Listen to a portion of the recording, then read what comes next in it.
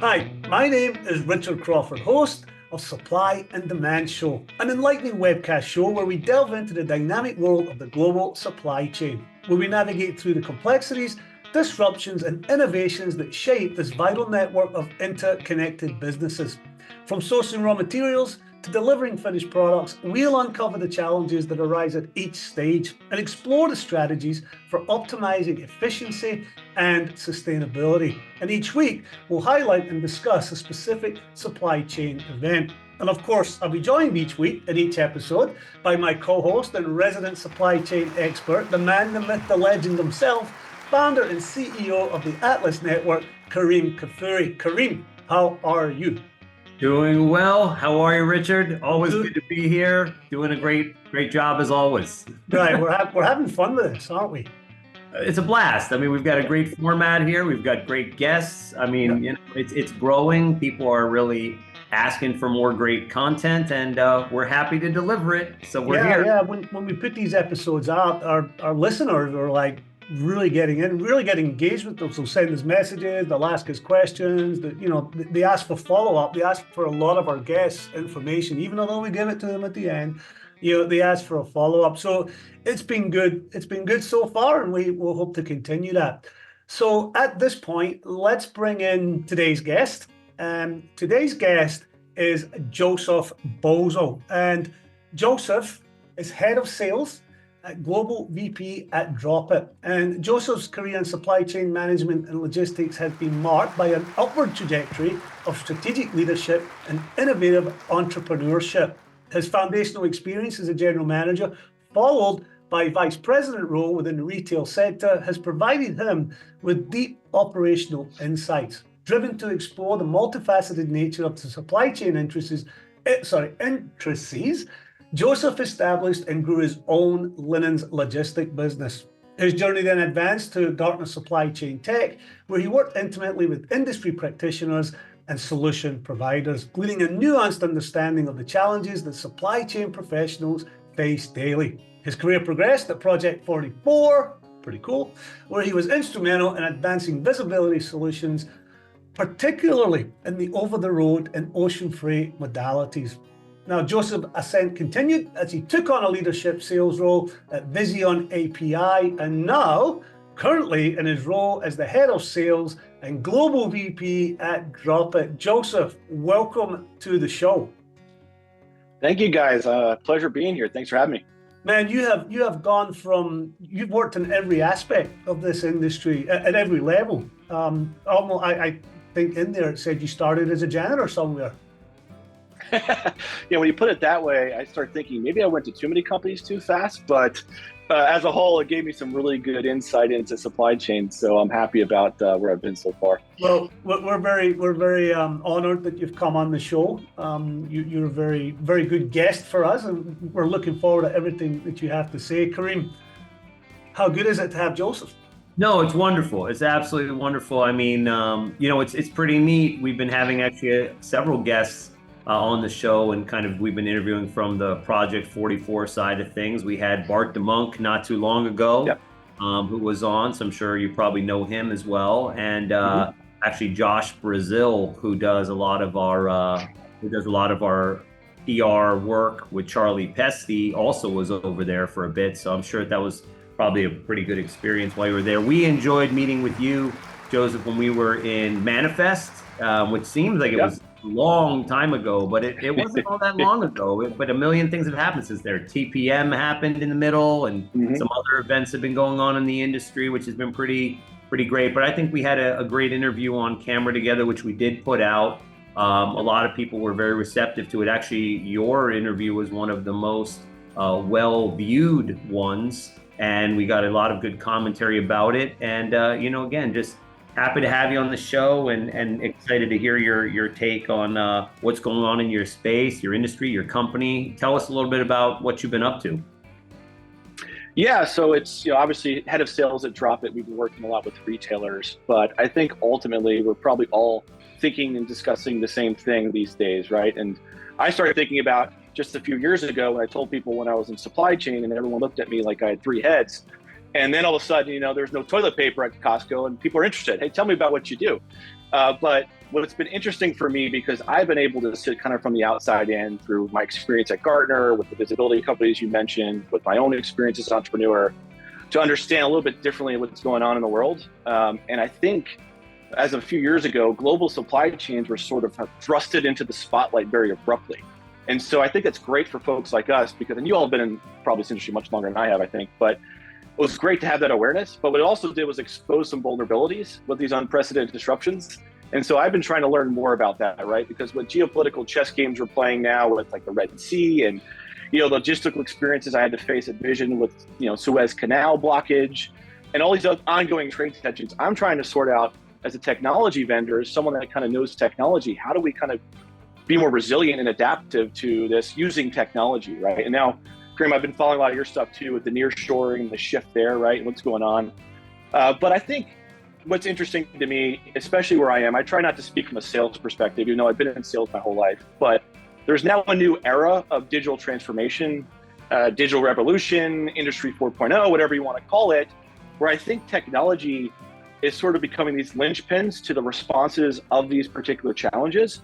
And so I think what I've been trying to do and relay back to even customers of our own is, with investment with AI and IoT and advanced analytics, we don't have to be reactive all the time anymore, right? Enough of that. Right now we can anticipate, we can adapt and maybe start overcoming some of these challenges.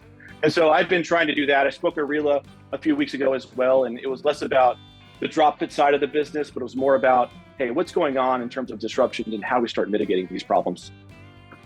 Yeah, absolutely. I mean, it's we're in interesting times. I mean, there are some things that we can control, obviously, with technology, and that's wonderful. And there are some things that are just on the planet and the way the world works, especially when you're doing cross-border, procurement and sourcing and supply chain related work, that sort of falls in the realm of sort of force majeure. And how do you just basically hedge these scenarios? And we'll probably get into some of these questions when we get to the next segment of the show. But exciting times for all of us. I mean, I always say that, the most exciting part about kind of working or being in the supply chain is putting on the fireman's outfit every day and what fires are we putting out? Because, if it was easy, everybody would do it or they will all do it themselves. Our world all revolves around helping people to do it and build their supply chains and manage them and navigate those, because they may not have the resources or capabilities or know how to do so. Technology is going to resolve some of those things, going to shorten up that gap to a degree, but there's still these things that happen in the world, and it'll be interesting to know how through tech we will resolve or shorten up those, extenuating circumstances that no one can really predict. So that being said, Kareem, I'm curious, Joseph. So obviously the two biggest headlines, and you both, talked about it there, are AI and technology. Mm-hmm. Outside of those two, what would you say was the biggest headline in the industry today? We've been hearing from every guest. We went to Manifest. All you hear is AI. All you hear is technology. But I'm really curious. Outside of those two things, what are some of the biggest headlines in the industry, especially from your point of view?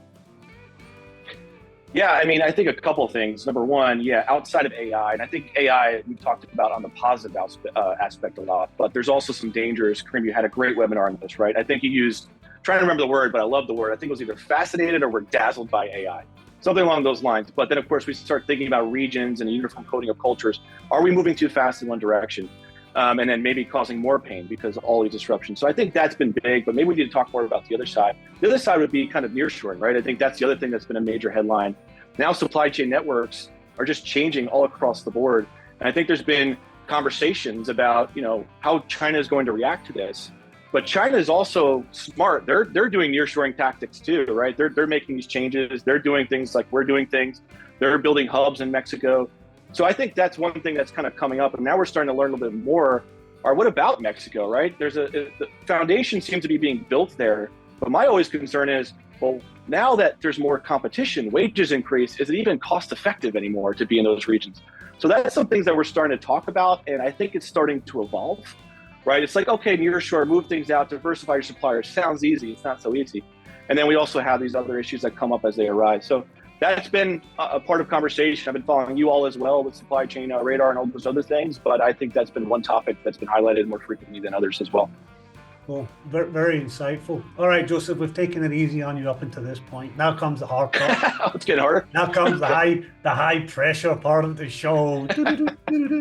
All right, my friend, we're going to ask you 3 questions, and you're going to answer them within 5 minutes. And I'll tell you that the closest anybody's got to 5 minutes was Katie Date, who did it in 4 minutes and 58 seconds. So that is the bar, that is the bar to beat right now, man. I have to have perfection, so I think I might filibuster a little bit. I hope you've been practicing for like 4 hours before. All right, are you ready, my friend? Sure. All right, the clock starts now. How does technology reduce today's manual efforts? So I think digital technology, right, it's going to play a crucial role regardless. Just streamlining supply chain operations for us, but I think by its very nature, right, it's designed to just significantly reduce manual efforts, not even just in supply chain, just across the board, because it allows for automation and visibility and things like that. And so when I think back to my experiences and how it's actually reduced manual efforts, me looking from the outside in, and I think about Project 44, traditionally with logistics stakeholders, they'd engage in time-consuming communications. Where's my stuff? Wismo, ETAs, right? So there's a lot of back and forth processes. But then digital platforms like Project 44, they automated the communication processes. So now they offered real-time visibility into shipment statuses. Same goes to my experience at Vision, where before the advent of kind of container tracking capabilities, logistics personnel, they'd go on and briefly check carrier websites. Where's my stuff? Again, report container location statuses, inaccurate data. So Vision kind of enabled and standardized that. And the same goes when I think about my other one, right? Where I'm doing today at Dropit, where leveraging AI and tools like that for decision-making kind of exemplifies those manual efforts and complex fulfillment processes. So there's a plethora of use cases that allow for it, but at the very basic nature of it, technology makes the tedious task not exist anymore, right? And starting that automation process. All right, I'm going to give you number 2 here, Joseph. What sort of disruptions can technology help mitigate? So we've talked about, I think, a few at the front of the call, but when I think about some of the things that have happened, China, those trade tensions that are happening today, right? I think there's a couple of things that are happening there. One example, I would say, in response to those trade tensions, digital marketplaces that are powered by AI, right? Big data analytics, things like that offer kind of a diverse array of vendors that kind of quickly identify and build alternative options that are out there. I think that's one thing we've seen that is not talked about as much, but it probably should be. There's also logistical challenges, of course, right? So back to Suez Canal, this was a big deal for us at Vision with container tracking, right? Companies were leveraging AI at this time and using machine learning, they were able to be more dynamic, better route optimization, things like that, able to reroute ships through obstruction. I think folks that were ahead of the game during that time period were the ones that really kind of stood apart. And then, of course, COVID, that's a disruption that's always I think we're still feeling the pain and turbulence of that, but those unprecedented fluctuations in consumer demand, right? Particularly, within vaccines and groceries, retailers started using IoT sensors for demand sensing technologies. They were able to be more optimal and efficient as well.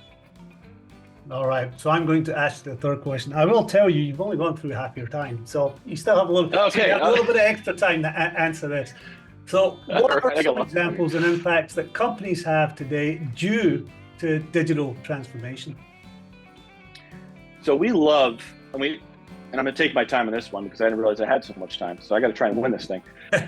We love Abercrombie at our company, right? We work with retailers mostly in the large enterprise space.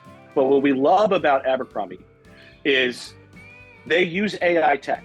But what they understand is it's if the data is not organized, right? If it's not organized in the right way with the right governance, right quality, if it's not centralized, it renders somewhat useless. There's an organization now that about half their business is online. And so they've got a plan right now. It's called the Always Forward Plan. If you listen to some of their webcasts or webinars, they talk about this really, really well in detail. But one of the pillars that they use of the 3 pillars is sort of enterprise-wide digital revolution. And what they're saying with that is they're looking inside, right, the company. A lot of folks are focused on the customer, which is important as well, but they're looking how they can automate and move to the cloud. And so they're really trailblazers, I think, in a way. And I think also, when I think about some of the other examples, because we work a lot with fashion retailers at Dropit, before using Dropit's technology, these fashion retailers, they had all these manual processes that we talked about, right? And very disparate, siloed systems. You had an OMS that did something exceptionally well. You had point of sale system that did something exceptionally well, right? All these things didn't talk. There was no harmony.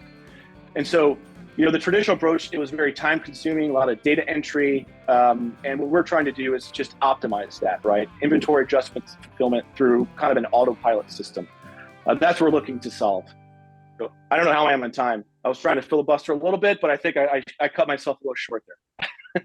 All right, I'm going to cut it there right now. And the good news is everything you said was very insightful and wonderful to listen to. The bad news for you is not even close. Man, I thought about putting a timer right here, but I didn't do it. I thought one would pop up on the screen to help me out. I will tell you this: you are within 30 seconds of the time. So you're in that. My only goal was to beat Bart, because he's a good friend of mine. Obviously worked at P44 in Gartner, but now he's going to hold it against me. I forget what Bart was. We're going to have to go back and look at that for sure. Yeah, we'll look back. You may have beat him out. You Give somebody. You got to give somebody the bragging rights, right? That's right. True. All right, so we're going to wrap it up here, Joseph. Although it looks like I like that sweater you have on. Are you going golfing? Come on, be honest. No, if I was, you wouldn't want to watch me play. I am the worst golfer, but I keep trying. I'll keep trying, but I'll never get under 100. Let's put it that way. You're in Texas, man. It's year-round golf. It is, and right now it's beautiful, mid-70s. I should get out there and start practicing. But Richard, this man does work. He doesn't. Oh play yeah. That's right. He actually is a working man. I work. I've got 3 little kids. I don't got time to golf. I got no time. That's the real time hole. I mean, you can work on the golf course. You can't watch 3 kids on the golf course. True. Yeah, that's true. All right, Joseph. Well, again, thank you so much. It's been a pleasure to have you on here. As Kareem had mentioned before, we met you at Manifest and really hit it off there. And today's been fantastic and very much appreciated. But before we go, how can people get a hold of you, Joseph?